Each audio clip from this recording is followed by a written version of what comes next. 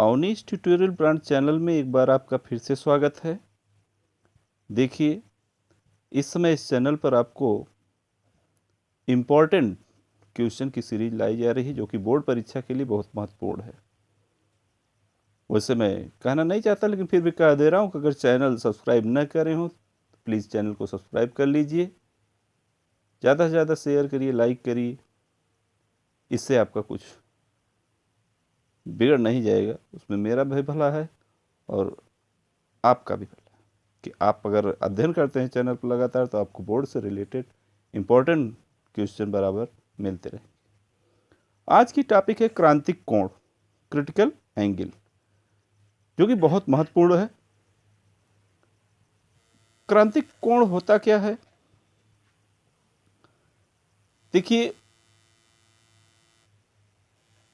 सघन माध्यम में बना वह आपतन कोण जिसके लिए विरल माध्यम में संगत अपवर्तन कोण 90 अंश 90 डिग्री का होता है, क्रांतिक कोण कहलाता है। इसे सी से प्रदर्शित करते हैं। ठीक है, क्रांतिक कोण को सी से। और अगर देखना चाहें इसका फिगर हम, तो क्रिटिकल एंगल को ऐसे भी, जैसे ये माध्यम को विभाजित करने के लिए, चलिए ये है। अब कोई इंसिडेंट रे, मैंने कोई आपतित किरण इस ढंग से आ रही है, ठीक है, और अपवर्तित कैसे होगी? इस ढंग से। जानते हैं कि अपवर्तन के नियमानुसार ऐसे।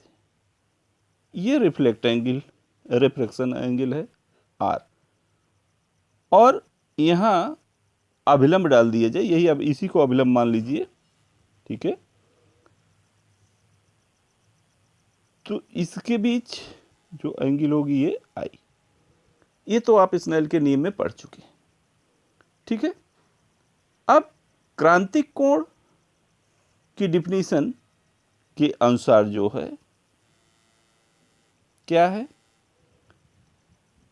कि सघन माध्यम में बना वह कोण, ठीक है, सघन माध्यम में बना वह कोण। तो सघन माध्यम में कौन सा कोण बना है देख रहे हैं? आपतन कोण आई, ठीक है, आपतन कोण आई, जिसके लिए विरल माध्यम में संगत अपवर्तन कोण। तो जो यहां आर दिख रहे हैं, अगर यही 90 डिग्री हो जाए, ये 90 डिग्री हो जाए, संगत अपवर्तन कोण कितना हो जाए? 90 डिग्री हो जाए, ये वाली एंगल, ये अगर 90 डिग्री की हो जाए तो वह क्रांतिक कोण कहलाता है। इसे सी से व्यक्त करते हैं, ठीक है। और ये तो सघन माध्यम है, सघन, और ये विरल। तो बहुत सिंपल सी डिफिनीशन है कि सघन माध्यम में बना वह आपतन कोण जिसके लिए विरल माध्यम में संगत अपवर्तन कोण कितने का हो? 90 अंश का। कितने का हो? 90 अंश का। मीन्स अगर इसका सही फिगर दिखा दें तो ये आपकी आपतित किरण देख रहे हैं जो दिखाई गई है, और यही अपवर्तन ऐसे हो जाए 90 डिग्री। ये आपका अभिलंब है, ठीक है, ये अभिलंब का इशारा कर रहा है। तो इसके बीच ये आपतन कोण यही आई है, और यही आई इक्वल सी कब कहलाएगा? जब अपवर्तन कोण का मान कितना हो जाए? 90 डिग्री हो जाए, ठीक है ना। तो ये तो रहा क्रांतिक कोण, बहुत इंपॉर्टेंट है। इस पे ज़्यादातर तो न्यूमेरिकल पूछे जाते हैं, ठीक है ना। डिफिनीशन भी बहुत बार पूछी गई है। अब हम लोग देखते हैं क्रांतिक कोण तथा माध्यम के अपवर्तनांक में संबंध। अब अगर मान लीजिए जो अब तक आपको बताया गया था कि सघन माध्यम, विरल माध्यम, तो यहाँ हम उल्टा मानना, ध्यान दीजिएगा। यदि विरल माध्यम को 1 से और सघन माध्यम को 2 से, ठीक है, प्रदर्शित करें, निरूपित करें, तब स्नेल के नियमानुसार क्या होगा। मीन्स फिगर देख लीजिए इस टाइप से कि आपका विरल माध्यम ये 1 है, इसको विरल, और 2 जो है ये आपका सघन, माने ये सघन है और ये विरल है, ठीक है ना। तो यदि हम विरल माध्यम को 1 से और सघन माध्यम को किससे, 2 से व्यक्त करें, तो उस समय स्नेल के नियमानुसार सघन माध्यम के सापेक्ष विरल माध्यम का अपवर्तनांक कितना होगा। तो जानते ही हैं कि कैसे लिखा जाता है, 2 नीटा 1, कितना, 2 नीटा 1, ये हो जाएगा। अपवर्तन का नियम क्या था, sine I upon sine R, ये उनका नियम था, साइन आई बटे साइन आर, स्नेल का नियम। तो स्नेल के नियम से हम देखिए लिख लिए हैं 2 eta 1 equal sine I upon sine R, जहां आई जो है यही क्रांतिक कोण होगा। कब, जब आपका अपवर्तन कोण 90 डिग्री हो जाए। तो इसका मतलब आई की वैल्यू हम सी और आर की वैल्यू 90 डिग्री ले लिए। तो उस समय आपका चूंकि साइन 90 का मान कितना होता है, साइन 90 का मान जानते हैं 1 होता है। अब साइन 90 को 1 रख दीजिए, 2 नीटा 1 इक्वल क्या हो जाएगा, साइन सी, या 2 नीटा 1 की वैल्यू हम लिख सकते हैं 1 अपान 1 नीटा 2, जहां 1 नीटा 2 क्या है, विरल माध्यम के सापेक्ष सघन माध्यम का अपवर्तनांक। तो 2 नीटा 1 इक्वल 1 अपान 1 नीटा 2, तो चूंकि हम 2 नीटा 1 की वैल्यू क्या पढ़ चुके हैं, साइन सी। अब जो है उठा के आप बोल दीजिए कि 1 नीटा 2 इक्वल 1 अपान साइन सी, ठीक है, ये देख रहे हैं 1 नीटा 2 इक्वल 1 अपान साइन सी। तो ये रहा क्रांतिक कोण और माध्यम के अपवर्तनांक में संबंध, ठीक है। तो हम लोग एक टॉपिक और पढ़ते हैं।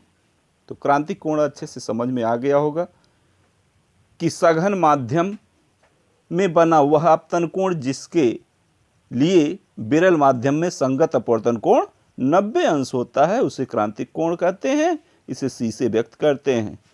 और क्रांतिक कोण तथा माध्यम के अपवर्तनांक में जो रिलेशन है वो आपको बता दिए गए। अगर विरल को आप 1 मान लीजिए, विरल माध्यम को, सघन माध्यम को 2 मान लीजिए, तो स्नेल के नियमानुसार लिख सकते हैं 2 eta 1 equal sine I upon sine R. और आई जानते हैं आपतन कोण है, आपतन कोण ही क्रांतिक कोण होता है। कब, जब रिफ्रैक्शन एंगल मीन्स अपवर्तन कोण जो है 90 अंश हो। तो आर की वैल्यू 90 ले लीजिए और आई की वैल्यू सी ले लीजिए। तो 2 नीटा 1 इक्वल साइन सी अपान साइन 90, और साइन 90 का मान 1 होता है। तो 2 नीटा 1 इक्वल 1 क्या कहते हैं, साइन सी। और 2 नीटा 1 को हम लिख सकते हैं 1 अपान 1 नीटा 2 व्युत्क्रम नियम से। तो व्युत्क्रम नियम से 1 अपान 1 नीटा 2 इक्वल साइन सी, या 1 नीटा 2 इक्वल 1 अपान साइन सी, जैसे भी बोलिए, ठीक है ना। तो ये क्रांतिक कोण रहा, बहुत इंपॉर्टेंट है। इसी प्रकार से आप कुछ बातों को ध्यान में रखिए कि जैसे क्या कहते हैं, अगर प्रकाश कांच से वायु में जा रहा हो, वायु के सापेक्ष प्रकाश कहाँ जा रहा हो, कांच से वायु में, तो उस कंडीशन में जब कांच से वायु में जा रहा हो तो आप लिख सकते हैं ए नीटा जी। प्रकाश कांच से वायु में जा रहा है तो वायु के सापेक्ष कांच का अपवर्तनांक, वायु के सापेक्ष कांच का अपवर्तनांक कितना हो जाएगा, ए नीटा जी इक्वल 1/sin c। ठीक है ना, ये ऐसा दिखा सकते हैं। और कुछ इम्पोर्टेंट हैं जिनको आपको लर्न भी होना चाहिए। कांच और कांच वायु के लिए जो है क्रांतिक कोण का मान लगभग, माने कांच और वायु के लिए C का मान जो है ये 41 डिग्री 49 मिनट का समथिंग होता है, इम्पोर्टेंट है। इसी प्रकार से जलवायु के लिए भी है। ठीक है, जलवायु का होता है 48 शायद, हाँ 48 डिग्री 39 मिनट जल और जल वायु। इसके लिए C का मान जो है होता है 48 डिग्री और 39 मिनट। ठीक है, तो ये रही क्रिटिकल एंगल से रिलेटेड टॉपिक। अब हम लोग पढ़ते हैं एक टॉपिक और जो कि बोर्ड परीक्षा की दृष्टि से बहुत इंपॉर्टेंट है, वैसे भी इंपॉर्टेंट क्वेश्चन में, वनडे एग्जाम अदर के लिए भी बहुत इंपॉर्टेंट है। टोटल इंटरनल रिफ्लेक्शन, पूर्ण आंतरिक परावर्तन। ठीक है, पूर्ण आंतरिक परावर्तन होता क्या है? जब कोई पूर्ण आंतरिक परावर्तन होता क्या है उसको देखिए, ये डिफिनीशन देखिए। जब कोई प्रकाश किरण सघन माध्यम से विरल माध्यम में जाती है, कहां से जा रही है? सघन से विरल में, और आपतन कोण का मान क्रांतिक कोण से अधिक हो जाता है। किसका मान? आपतन कोण का मान क्रांतिक कोण से अधिक हो जाता है। तो विरल माध्यम में अपवर्तन न होकर, तब विरल माध्यम में अपवर्तन नहीं होगा, बल्कि टोटल संपूर्ण प्रकाश परावर्तित होकर कहां लौट जाएगा? सघन माध्यम में ही वापस लौट आता है। इस घटना को, प्रकाश की इस घटना को पूर्ण आंतरिक परावर्तन कहते हैं। ठीक, जैसा कि आपको इस फिगर में भी शो है और बहुत इंपॉर्टेंट है। तो आप इसका स्क्रीनशॉट भी ले सकते हैं, बहुत इंपॉर्टेंट है।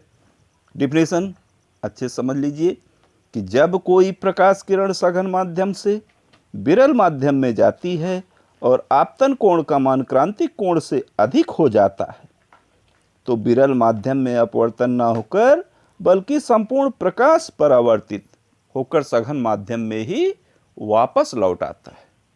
प्रकाश की इस घटना को पूर्ण आंतरिक परावर्तन कहते हैं। ठीक है, अब हम लोग पढ़ते हैं पूर्ण आंतरिक परावर्तन के लिए आवश्यक शर्तें, बहुत इंपॉर्टेंट है। ठीक है, ये भी पूछ लेता है अक्सर, कभी कभी डिफिनीशन पूछते हैं, कभी पूछ लेते हैं पूर्ण आंतरिक परावर्तन की शर्तें लिखिए। तो शर्त वही है अभी जो डिफिनीशन में है। इसकी दो शर्तें हैं। नंबर 1 देख रहे हैं, प्रकाश का गमन हमेशा क्या होना चाहिए? सघन माध्यम से विरल माध्यम में होना चाहिए। और नंबर 2 क्या होना चाहिए? कि सघन माध्यम में आपतन कोण का मान विरल माध्यम के सापेक्ष सघन माध्यम के क्रांतिक कोण से अधिक होना चाहिए। ठीक है, तो ये जो है पूर्ण आंतरिक परावर्तन है और उसकी शर्तें। ठीक है, अब कुछ एग्जाम्पल आप पूछ लेता है पूर्ण आंतरिक परावर्तन के, एग्जाम्पल दीजिए दैनिक जीवन में जो अक्सर घटित हुए हों, प्रयोग हुए हों। तो जैसे कांच में पड़ी दरार का चमकना एक एग्जाम्पल हो गया। देखते होंगे कांच अगर है, अगर उसमें दरार पड़ जाए तो अपने आप पता चलता रहता है, अरे तो चिटक गया है। ये सब किसके कारण है? पूर्णांतरिक परावर्तन के कारण है। दूसरा पॉइंट, पेपरवेट में वायु के बुलबुले का चमकना, पेपरवेट भी देखे होंगे। तीसरा अगर हम देखें तो हीरे का अत्यधिक चमकदार दिखाई पड़ना, हीरा बहुत चमकता है, पूर्णांतरिक परावर्तन के कारण। अगर पानी में पानी के बीकर में खाली परख नली रख दीजिए, क्या रख दीजिए? खाली परख नली, तो देखते होंगे परख नली चमकती है। ऐसा ही एग्जाम्पल रेगिस्तान में मरीचिका का है। मरीचिका का तात्पर्य आपको बता दें कि मरीचिका जो है एक भ्रम है। मरीचिका,